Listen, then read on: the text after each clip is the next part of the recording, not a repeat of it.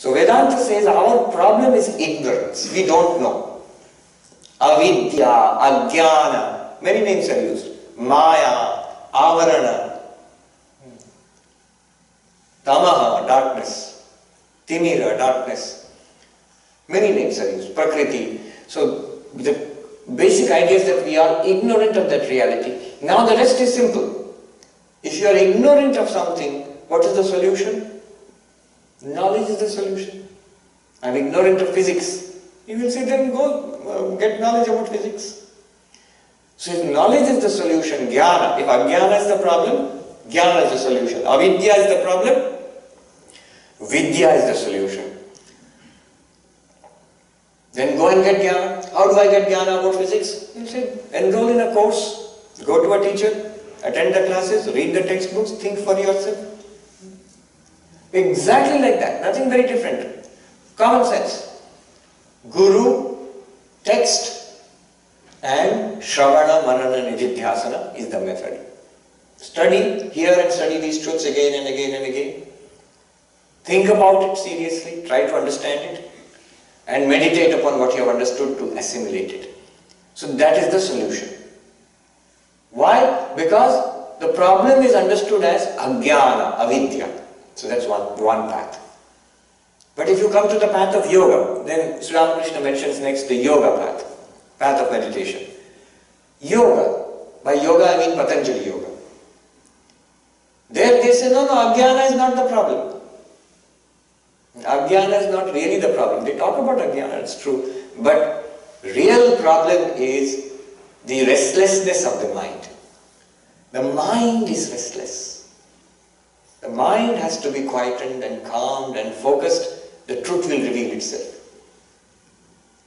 So if the mind is restless, Sanskrit, vikshepa, scatteredness of the mind. Mind is restless. In fact, once some talk about Vedanta, it's in the Gospel, some talk about Vedanta is going on, Sri Ramakrishna is not participating, he's listening carefully. Advaita Vedanta, they're talking in front of him. Listening carefully, then he says, makes a comment. This talk is good, words are good, but they have to be assimilated. This assimilation requires a focus of mind, concentration of mind. So if the problem is vikshepa, scatteredness of the mind, then what will be the solution? Tell me. Meditation, concentration, focus. Mind is scattered. When children are not concentrating, their mind is scattered. What do you say? Dhyan do beta. Put your mind on the study, on your studies. Pay attention. In classes everywhere they will say pay attention. Scattered mind. So attention, focus. That is the solution. They will say ignorance is not really the problem. And your study and all that is not really a solution. Solution is mind is scattered, mind has to be concentrated, and hence method. What will be the method? If you want to concentrate the mind, meditation. Not study. You may study how to learn meditation, but after learning you have to meditate. In Gangotri, when I was there for some time, I met this young monk who used to sit in a cave near Gaurikunda. And this young monk, he used to meditate. He was maybe 21 years old. And I used to speak with him. So I asked him, what are you trying to do? Samadhi. Samadhi laga rahe. I'm trying to get samadhi. So he talked about Patanjali yoga. Then I asked him, my preference was for Vedanta. So I asked him, Vedanta kaisa lagta hai? How do you like Vedanta? Don't you like Vedanta? This path of knowledge, jnana. His answer was, yeah, it's good, but they talk a lot. They don't have any spiritual experience. Vedanta theek hai, bahut baat karte hain, anubhuti nahi hai.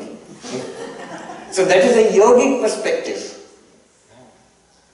That these fellows are just theoretically discussing something. So their perspective on Patanjali yoga is that calmness of mind, concentration of mind.